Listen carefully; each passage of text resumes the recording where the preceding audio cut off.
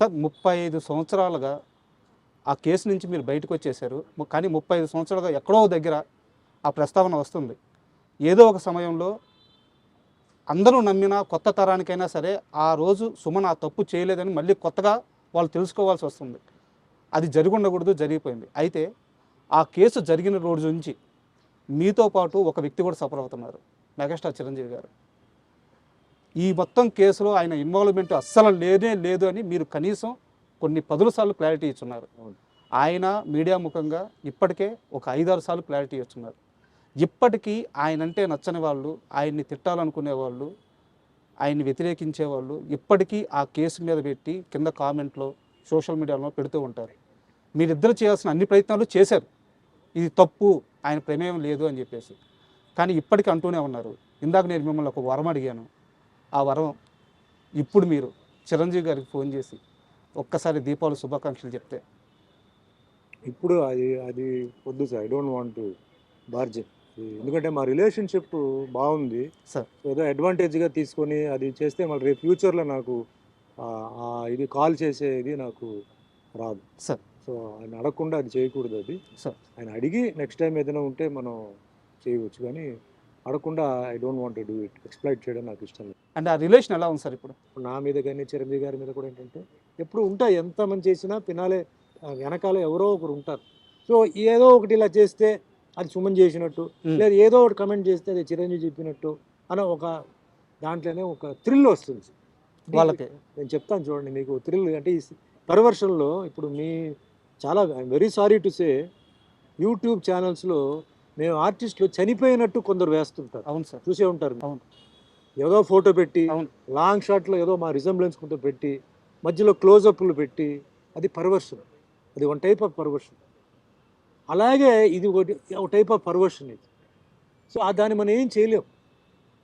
ఇప్పుడు ఆ perverted mentality ఉంది చూసారా, దాన్ని మనం ఏం చేయలేం. కానీ ప్రాసెస్లో ఏమవుతుందంటే చాలామంది బాధపడతారు, చాలామంది షాక్ తింటారు, చాలామంది అభిమానులు తట్టుకోలేకపోతారు. వాళ్ళు ఫోన్ చేసి మాకు అడుగుతుంటారు, సార్ ఏదో న్యూస్ వచ్చింది ఇట్లా అంటే వేరే హీరో మీకు తెలుసు కదా జరిగిందా సార్ అట్లా అంటారు. అదేంటి వాళ్ళు అంటారు అంటే ఛానల్ చూడండి, మెయిన్ టీవీ ఛానల్స్ చూడండి అంటే ఛానల్స్లో రాలేదు సార్ అంటే ఉండండి అని చెప్పి మళ్ళీ మేము ఎంక్వైరీ చేసి లేదు అదేంటి సార్ టీవీలో అట్లా వేస్తారేంటి అని బొమ్మ వేసి బాడీ చూపించి అంటే మీరు సరిగా చూడండి అయ్యా బాడీ ఎవరిది, అది ఏంటది, ఫోటో ఉండొచ్చు కట్ షాట్, అది అవును, ఈ ఫోటో అది బాడీ, పాపం వీళ్ళు తెలియదు ఎడిటింగ్. అవును, అట్లా చాలా జరుగుతున్నాయి. సో అట్లా ఏంటంటే పాపం చిరంజీవి గారిని ఆ విధంగా ఇచ్చేయడం ఒక శాడిజం. అది ఆయన్ని ఏదో మెంటల్గా హ్యారెస్ చేయాలని వేరే రకంగా వాళ్ళు చేయలేకపోతున్నారు, కనీసం ఈ రకంగా చేయాలని చెప్పి పాపం చేస్తున్నారు. అంటే అంతకన్నా వర్స్ట్ ఫెలోస్ ఇంకెవరు లేరు. నేను చిరంజీవి గారు బెస్ట్ ఆఫ్ ఫ్రెండ్స్ అండి. మేము అప్పుడప్పుడు కలుస్తుంటాం, మాది గెట్ టుగెదర్ ఉంటుంది. మేము హ్యాపీగా సాయంత్రం 6 గంటల నుంచి ఉదయం 6 గంటల వరకు హ్యాపీగా మేము ఆడుకుని మా మొత్తం ప్రపంచాన్ని మర్చిపోయి మేము హ్యాపీగా మీ 80s బ్యాచ్ అందరూ 80s బ్యాచ్ మేము హ్యాపీగా ఉంటున్నాం. మాకు అలాంటిది ఏ ఫీలింగ్ లేదు. ఎవరి ప్రాబ్లం వాళ్ళది, ఎవరి సక్సెస్ వాళ్ళది. బట్ అక్కడ మటుకు ఏంటంటే వీఆర్ ఆల్ వన్. నేల మీద కూర్చుంటాం, పాటలు పాడతాం, డాన్స్ ఆడతాం. రజనీ గారు వస్తారు, అందరూ జాకీ ష్రాఫ్ వస్తారు, భానుచందర్, మలయాళం ఆర్టిస్ట్ శరత్ కుమార్, అందరూ వస్తారు. మాది వేరే. అది అక్కడ డబ్బు సక్సెస్ అదంతా ఉండదు. ఆ ఇయర్లో ఎవరైతే ఉన్నారో ఆ గ్రూప్ అనమాట. అట్లా. అండ్ మీరు ఇందాక ఈ యూట్యూబ్ ఛానల్స్ గురించి వాటి గురించి ఇప్పుడున్న జర్నలిజం గురించి ఒక మాట తీశారు కాబట్టి ఈ మధ్యకాలంలో మీరు సినిమా ప్రెస్ మీట్లు గమనించుంటారు. మనకి వేరే రాష్ట్రాల నుంచి వచ్చిన హీరోలను పట్టుకొని మీరు హీరో మెటీరియల్ కాదు అని చెప్పడం, ఒక హీరోని పట్టుకొని ఉమ్నైజరా అని అడగడం, అంటే వాళ్ళ మనోభావాలు, వాళ్ళ ఆత్మస్థైర్యం, వాళ్ళ ధైర్యం అన్నీ దెబ్బతినేలాగా జర్నలిస్ట్ ప్రెస్ మీట్లో క్వశ్చన్స్ అడగడం మీ దాకా వచ్చుంటాయి అనుకుంటున్నాను. వచ్చింది. మీరు చూసిన సినీ జర్నలిజం ఎలా ఉండేది, ఇప్పటి సినీ జర్నలిజం ఎలా ఉంది? మేము అప్పుడు 75, 85, 95 సార్ అప్పుడు దాకా ఏంటంటే ఎల్లో జర్నలిజం ఉండేది సార్. ఎల్లో జర్నలిజం ఏంటంటే కొన్ని బుక్స్ దీనికోసం ప్రింట్ అయ్యేది, అది ఎక్కడ ప్రింట్ అవుతాయో తెలియదు, మార్కెట్లో ఉంటాయి. సెక్షువల్ స్కాండల్స్, ప్రొడ్యూసర్కి డైరెక్టర్కి ఏదో గొడవ, తర్వాత హీరోయిన్కి ఏదో పెళ్ళి అయిపోయిందని, లేకపోతే ఏదో ఇట్లాంటివన్నీ వచ్చేది. అది దానికి ఒక మార్కెట్ ఉండేది, అది కొనుక్కునేవారు. చాలామంది అది నిజం అనుకొని మళ్ళా సార్ ఆ ఫొటోస్ కూడా ఏంటంటే తలకాయ కట్ చేసి పెట్టడం. ఇప్పుడు కొన్ని హీరోయిన్స్ నేకెడ్గా ఉండేలాగా ఓకే. హెడ్ని కట్ చేసి, అది బాగా తెలిసేది హెడ్ కట్ చేసి పెట్టారని. అయితే మీ తరం కూడా చాలా ఇబ్బందులు పడ్డారు. అప్పుడన్నీ ఉండేది. సార్ బట్ అది ఒక గ్రూప్ వేరే. But good journalist were there. మంచి మేము జర్నలిస్ట్ అంతా మేము రెస్పెక్ట్ ఇచ్చాము సార్. మేము సార్ జర్నలిస్ట్ వస్తున్నారంటే లేచి నిలబడి కూర్చోమని చెప్పి భోజనాలు పెట్టి మాట్లాడి చేసాం. అంటే మంచి జర్నలిస్టులు ఉండేవారు. తర్వాత ఏమైంది, ఇలాంటి వాళ్ళు చేయడంతో ఏమైందంటే వాళ్ళ మీద కూడా అదే ముద్రపోయింది. అంటే ఇప్పుడు మీరు అన్న టాపిక్లో హీరోయిజం గురించి, పర్ఫార్మెన్స్ గురించి అది వేరే. ప్రైవేట్ మ్యాటర్స్కి పోవడం, పర్సనల్ మ్యాటర్స్కి పోవడం ఇది వేరే. ఇప్పుడు ఒక దీంట్లో సరిగా యాక్ట్ చేయలేదంటే అడగడం తప్పులేదు. అవును. ఏంటి సార్ మీరు మంచి యాక్టర్ కదా, మీరు ఎందుకు దీంట్లో సరిగా చేయలేదు, తప్పులేదు. బట్ వేరే ఎఫ్ఐఆర్ గురించి అడగడం, నిజమా కాదా తెలుసుకోకపోవడం, చెప్పడం, ఒకసారి అలా అనేసిన తర్వాత నేను అలా అనుకోలేదు సార్ ఇదా, అది తప్పది. Journalism is a profession sir. దాన్ని జాగ్రత్తగా కాపాడుకోవాలి. కరెక్ట్ క్వశ్చన్స్ అడగాలి. మీకు ప్రూఫ్ ఉందా చూపించండి, అడగండి. ప్రూఫ్ లేకుండా అలా అన్నారు, ఇలా ఊహించుకున్నాం. ఇప్పుడు ఒక హీరో హీరోయిన్ ఉన్నారు సార్, వాళ్ళు క్లోజ్గా మాట్లాడుతున్నారంటే వెంటనే మనం వాళ్ళు ఇద్దరు లవ్లో ఉన్నారు, ఎఫ్ఐఆర్లో ఉన్నారు అనుకోకూడదు. అవన్నీ పోయింది. అది ఇప్పుడు జనరేషన్ కూడా చేంజ్ అయిపోయింది సార్. ఇప్పుడు అబ్బాయిలు అమ్మాయిలు బయట వెళ్తున్నారు, హోటల్కి వెళ్తున్నారు, తింటున్నారు, బయట టూర్స్కి వెళ్తున్నారు, పేరెంట్స్ వదులుతున్నారు, ఎవరి డిస్టెన్స్ వాళ్ళు మెయింటైన్ చేస్తున్నారు. స్టూడెంట్స్ని ఇప్పుడు చాలామంది మనం తప్పుగా అనుకుంటాం, రాంగ్ అది. వాళ్ళు they are thinking in a different way. మనకన్నా వాళ్ళు 100 times బాగా, అంటే ప్రొఫెషన్గా మనం ఎలా ఎదగాలి, ఫ్యూచర్లో నువ్వు ఏమవుతున్నావు, ఏం చదువుకుంటున్నావు, నీ ప్లాన్ ఏంటి, ఈ విధంగా ఆలోచించే వాళ్ళు ఉన్నారు. టూర్స్కి వెళ్తున్నాం. ఆ మధ్యలో కొంచెం అలాంటివి వచ్చి కొంచెం జర్నలిస్ట్ మీద కొంచెం బ్యాడ్ వచ్చింది. జర్నలిస్ట్ని అవాయిడ్ చేయాలని చెప్పి కొన్ని వచ్చింది. కొన్ని జర్నలిస్ట్ మీద కూడా ఏంటంటే కొందరు వాళ్ళు మిస్బిహేవ్ చేయడం, వాళ్ళు మాట్లాడడం తెలియక ఏదో అంటే 10 మంది ముందు మనం అడిగితే అని చెప్తాం, అక్కడతో మేము కట్ చేసేస్తాం కదా, మేము ఎంకరేజ్ చేయం కదా. సో జర్నలిస్ట్ అనేది ఇట్స్ ఎ గ్రేట్ ప్రొఫెషన్. అది కరెక్ట్గా హ్యాండిల్ చేయాలి. కరెక్ట్గా చేస్తే ఎప్పటికీ మర్యాద ఉంటుంది, ఎప్పటికీ రెస్పెక్ట్ ఉంటుంది. లేకపోతే ఆ రెస్పెక్ట్ పోతుంది sir.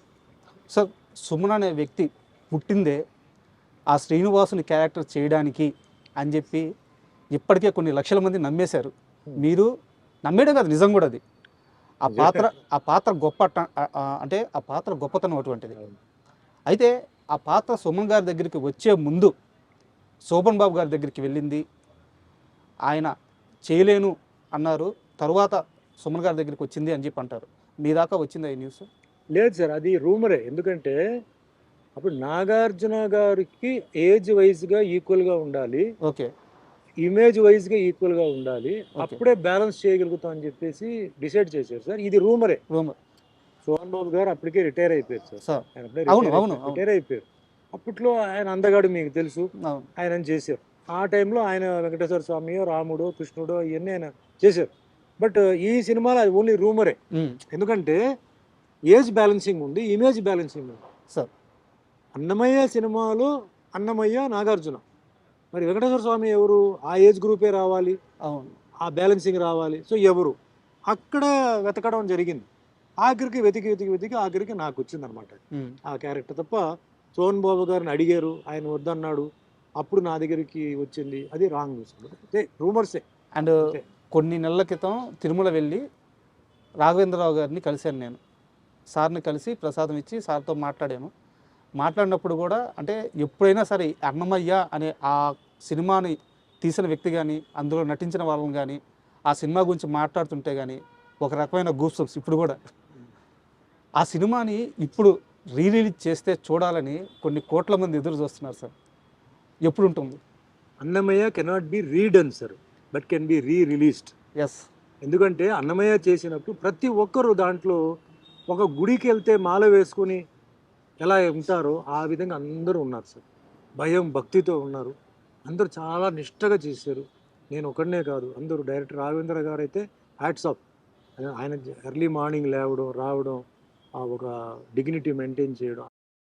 Annamayya cannot be remade sir, it can be only retelecasted. అదే సార్, ఇప్పుడు అది డిజిటల్గా మళ్ళీ కరెక్షన్స్ చేసి మళ్ళీ అది చేయాలి. ఆ రాఘవేంద్ర గారే చేయాలి, ఆయన చేతిలో ఉంది, అది రావాలి, మళ్ళీ ఒక రౌండ్ అది తిరగాలి అనేది నా కోరిక. అంటే మీ నోటి ద్వారా వస్తే చాలా ఈజీగా పని అయిపోద్ది. వెంకటేశ్వర స్వామి గారికి మనం మెసేజ్ పెట్టాలి. ఆ వెంకటేశ్వర స్వామి దాన్ని మళ్ళీ రిలీజ్ చేసి, అంటే ఇప్పుడున్న డిజిటల్ కరెక్షన్స్తో, డిజిటల్ సౌండ్స్తో వాటితో చేసి, అంటే డాల్బీ సిస్టమ్ ఇలాంటివన్నీ బాగా ఇప్పుడు చేంజ్ అయింది కదా, ఆ లెవెల్లో దాన్ని చేస్తే నిజంగా చాలా గొప్ప విషయం, చాలా గొప్ప సినిమా అవుతుంది. అండ్ అది ఆయనే రాఘవేంద్ర గారే దాన్ని చెయ్యాలి. మేమందరం వెయిటింగ్ సార్ ఆ సినిమా నేను జీవితంలో ఎంతోమంది డైరెక్టర్స్తో వర్క్ చేశాను. రాఘవేంద్ర గారితో నేను కమర్షియల్ సినిమా చేయాలని చెప్పి అనుకున్నాను. అవకాశం రాలా. నాకు మార్కెట్ ఉన్నప్పుడు ఆయన బిజీ, నాకు ఆయనకి ఖాళీ చేద్దాం అన్నప్పుడు నాకు మార్కెట్ కొంచెం అప్ అండ్ డౌన్. ఆయనంతా ఒక సిస్టమ్ ఇంక వదిలేశాను, తర్వాత చూద్దాను. కానీ భగవంతుడు ఏం చేశాడు, అద్భుతం. అదంతా వద్దురా నీకు, అంతకన్నా బెటర్ ఇస్తాను నేను రాఘవేంద్రరావుతో, నువ్వు ఉండని చెప్పి ఇది ఆయన చేతులతో నన్ను చేశారు. ఆ సినిమాలో అంత గొప్ప పేరు, ఆ సినిమాలో ఆ లుక్, ఆ సినిమా ఆ ఫీలింగ్ అది వచ్చిందంటే డైరెక్టర్ రాఘవేంద్ర గారు, ఎంటైర్ టెక్నీషియన్స్ అండి, అందరికీ పాదాభి వందనాలు. అలాగే అవకాశం ఇచ్చిన నాగార్జున గారికి, మోహన్ బాబు గారికి, అందరికీ నేను పాదాభివందనలు నేను చేస్తాను. సార్ ఇందాక శోభన్ బాబు గారి ప్రస్తావన వచ్చింది కాబట్టి ఒక క్వశ్చన్ సార్. శోభన్ బాబు గారు ఇన్వెస్ట్మెంట్స్ విషయంలో ఇండస్ట్రీలో చాలామందికి ఒక మార్గనిర్దేశం చేశారు. ఆయన మాట విని లైఫ్లో బాగా సెటిల్ అయిన వాళ్ళు చాలామంది ఉన్నారు అని చెప్తారనమాట. మీరు మీ లైఫ్లో ఇన్వెస్ట్మెంట్స్ ఎలా చేశారు? ఈరోజు మీ ఫైనాన్షియల్ పొజిషన్ ఎలా ఉంది? నేను అప్పట్లో నాకు అంత సీరియస్గా నేను అంటే ఈ మల్టిప్లికేషన్ తర్వాత ఇవన్నీ నేను చేయలే సార్. సో నేను మీకు చెప్పాను కూడా, నేను డబ్బు విషయంలో ఏంటంటే ఇండస్ట్రీలో ఉండాలి తప్ప డిమాండ్, సినిమా ఆపేయడం, లేకపోతే అది చేయడం ఇవి చేయడం అవన్నీ నేను చేయలే.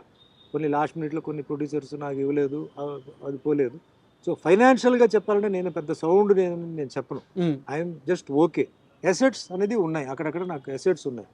సో అంత ఫైనాన్షియల్గా ఎవరితోనో కంపేర్ చేయాలి, లేకపోతే ఆ విధంగా మనం ఒక ఇది ఉందని చెప్పి మట్టుకి నేను చెప్పను. బట్ సోహన్ బాబు గారు ఆయన అడ్వైస్ ఇవ్వడం ఇచ్చారు. బట్ ఆయన ఇచ్చిన అడ్వైస్ అందరికీ అది కుదరలే. ఎందుకంటే నాకు చేశాను దోషి నిర్దోషి సినిమాలో. సో చెప్పినాడు కూర్చో, ఆయన డాటర్ మా మదర్ స్టూడెంట్, ఓకే, మృదుల అని చెప్పి మా మదర్ స్టూడెంట్. సో దోషి నిర్దోషి సినిమాలో నాకు ఫస్ట్ పరిచయం అయ్యారు. పరిచయం అయినప్పుడు ఆయనకి ఎల్ఐసి పాలసీస్ అన్ని బాగా చేసేవారు అనమాట. అప్పట్లో అదే ఇన్వెస్ట్మెంట్, అదే బాండ్స్ ఇవన్నీ అలా అది అన్నీ ఆయనకి చెప్పేవారు. బట్ సేమ్ టైం సోహన్ బాబు గారు ఆయన లైఫ్ స్టైల్ కూడా వేరే అండి. ఆయన అన్ని branded shirts, branded shoes, branded glass, perfumes, ఇవన్నీ చాలా క్లాస్, చీప్ ఇది ఉండదు ఆయనకి. అప్పట్లో కారు కూడా ఏంటంటే ఆయన మంచి మాడిఫైడ్ కారు ఇలాంటివన్నీ ఆయనకి ఇది అంటే ఆ షోక్ ఉండేది అనమాట. ఆయన కూడా చెప్పేవారు లైఫ్లో ఇంత సేవ్ చేయాలి, ఇంత మనం ఏంటంటే స్పెండ్ చేయాలి. ఆ స్పెండింగ్ ఎవరంటే వేరే వాళ్ళ మీద కాదు, మన మీదే చేయాలి.